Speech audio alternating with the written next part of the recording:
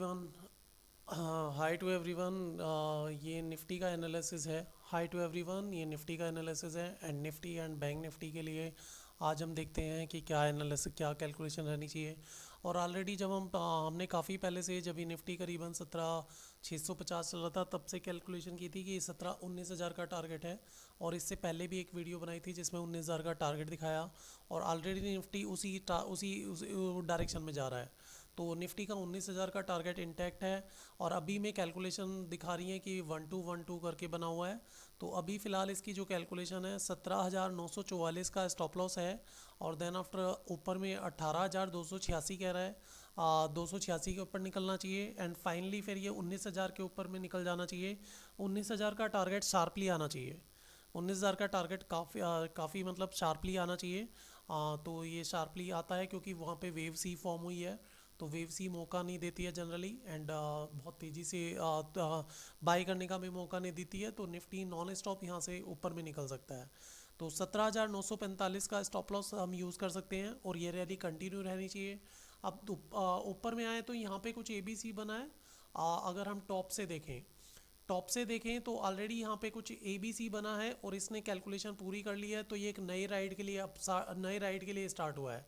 तो अगर Nifty gap up open होता है तो सीधा फिर इसका लेवल, इसकी कैलकुलेशन मैं आपको बताता हूँ। इसकी कैलकुलेशन, अगर निफ्टी यहाँ से गैप अप ओपन हुआ तब तो उसका लेवल और भी ऊपर जाएगा, 18,350 के करीब बनाएगा। अगर यहाँ पे सी कंप्लीट हुआ है तो 18,350 के इसके टारगेट्स हैं। निफ्टी के 18,350 के टारगेट्स हैं। एंड अगर निफ्टी थोड़ा सा भी नीचे गैप अप होता है तो फिर उसके बाद थोड़ा सा हो सकता है कुछ पॉइंट का, लेकिन अल्टीमेट टारगेट इसका 19 हज़ार का टारगेट है और उसी तरफ में एक्चुअली निफ्टी जा रहा है। तो ये है। और इसका सपोर्ट लेवल क्या है तो वो देख लेते हैं। 18,070 आप देख रहे हैं, ये 23 से 38% होता है। तो ये 18,070 से लेकर 18,001, 18,070 से लेकर 18,001 सपोर्ट लेवल है। तो हमें इसके नीचे स्टॉप लॉस हमारा लास्ट, ये इसको लास्ट स्टॉप लॉस बोलते हैं। सो 17,945 तक का 17,945 का स्टॉप लॉस हम मेंटेन करके देन आफ्टर 19 हज़ार की पूरी रैली को हम ले सकते हैं। देन आफ्टर देखेंगे 19 हज़ार को टच करने के बाद, ब्रेक करने के बाद, कि आगे के क्या लेवल्स हैं। तो ये फ़िलहाल कल के लिए एनालिसिस है। एंड अभी तो 1-2 चल रहा है तो काफ़ी अभी लंबा चलेगा। हो सकता है 19 हज़ार ब्रेक करके बाद आगे और भी लंबा जाए। एक्चुअली मेन टारगेट फिर 19,500 के ऊपर में आ रहा है। तो ये रैली कंटिन्यू होते हुए 19,500 का टारगेट है, तो 19,500 की तरफ में ही चलता रहेगा। मिनिमम 19,500 के लेवल्स हैं। तो ये 17,945 है। 17,945 को बिना टच करे रैली 19,500 की तरफ में निकलनी चाहिए। तो ये हो गया निफ्टी का एनालिसिस। तो आप देख सकते हैं अभी तो इसका 1-2-3 चल रहा है। अभी 3 देखो कहाँ पे कंप्लीट होगा। तो ये रैली काफ़ी शार्प रहनी चाहिए एंड नॉन स्टॉप कंटिन्यू चलनी चाहिए। 19,500 के ऊपर में यहाँ से इसका टारगेट है। और एक और चीज़ देख लेते हैं ज़रा। ये इसका एनालिसिस देखते हैं। यस, यहाँ पे निफ्टी का जो इन्वेस्टिंग पर ग्राफ बना है उसमें क्लियर कट दिख रहा है कि ए बी सी है। तो ये जो ऊपर के अगर नीचे पे मिलता है तो जो हाई था 18,180, ये 18,180 को ब्रेक करेगा और शार्पली ब्रेक करना चाहिए। अगर निफ्टी गलती से आपको कल नीचे में मिल जाता है, तो नीचे में खुलता है या नीचे में मिल जाता है तो ध्यान रहे, तो आप बहुत अच्छी बाइंग कर सकते हैं। सेम स्टॉप लॉस 17,950 का स्टॉप लॉस लेकर, और देन आफ्टर सीधे सीधे इसके टारगेट्स होने चाहिए। इसको ब्रेक करते हुए सीधा वही 19,500 की तरफ टारगेट है। 19,500 मिनिमम टारगेट है, वो टारगेट आना चाहिए। तो 17,945 को बिना टच करे, आप देख रहे हैं 17,945 को बिना टच करे ऊपर में। और जो इसका हाई है 18,181 है, 18,181 है, उस हाई को तेज़ी से ब्रेक करेगा। तो अगर ये नीचे में मिलता है और अगर ब्रेक नहीं होता है हाई, तो आप कॉन्फिडेंस के साथ बाइंग करके चल सकते हैं। कॉन्फिडेंस के साथ बाइंग करके 17,945 का स्टॉप लॉस लेकर देन आफ्टर पहला टारगेट 18,181 होगा। और उसके बाद में ये रैली कंटिन्यू करते हुए 19,500 का इसका मिनिमम टारगेट है, जो कि 19,500 का टारगेट आना चाहिए। और अब देख लेते हैं बैंक निफ्टी को। तो बैंक निफ्टी की कैलकुलेशन भी सेम ही चलेगी, ऑब्वियसली बात है। एंड ऑलरेडी आपने बाकी चार्ट देखे होंगे। टाटा स्टील का मैंने चार्ट पोस्ट किया था। टाटा स्टील रॉक करने वाला है यहाँ से। एंड बाकी भी सारी चीज़ें जैसा बताया। तो ये देखिए यहाँ पे बैंक निफ्टी का चार्ट है। तो बैंक निफ्टी की कैलकुलेशन क्या कह रही है मैं आपको बता देता हूँ। तो ये देखिए बैंक निफ्टी की कैलकुलेशन कह रही है, ये 1-2 चल रहा है। ये 1-2 चल रहा है और ऑलरेडी 43,225 से लेकर 43,225 से लेकर 43,075 का सपोर्ट है। हम 42,958 एग्जैक्ट है, ये स्टॉप लॉस को मेंटेन करते हुए ये रैली कंटिन्यू चलेगी और काफ़ी लंबी रैली चलनी चाहिए।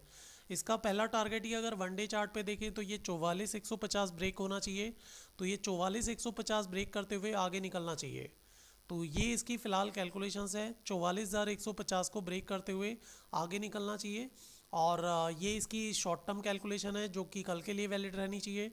42,958 को बिना टच करे ये 44,150 के ऊपर निकलना चाहिए और फिर रैली मुझे लगता है आगे भी अच्छी खासी रैली आनी चाहिए, क्योंकि निफ्टी का टारगेट अभी 19,500 मिनिमम टारगेट है, पहला टारगेट 19,500 है।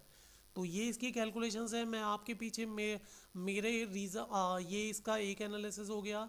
एंड देन आफ्टर मैं आपको दिखाता हूँ टाटा स्टील की कैलकुलेशन ज़बरदस्त है, ज़बरदस्त जिसको बोलते हैं टाटा स्टील की कैलकुलेशंस। ऑलरेडी मैंने चार्ट पोस्ट किया था, ये देखो वहाँ से ऊपर आ गया है। ऑलरेडी मैंने चार्ट पोस्ट किया था और मैंने कहा था कि ये इसके लेवल्स काफ़ी तेज़ी से आएंगे। तो ये अभी रुकने वाला नहीं है। इसका जो पहला टारगेट है, टाटा स्टील का जो पहला टारगेट है, आप ये ध्यान रखना 124 का उसका सबसे पहला टारगेट है। ये 124 आएगा, मौका भी नहीं देगा। तो यहाँ से 124 आने में बहुत तेज़ी से आएगा।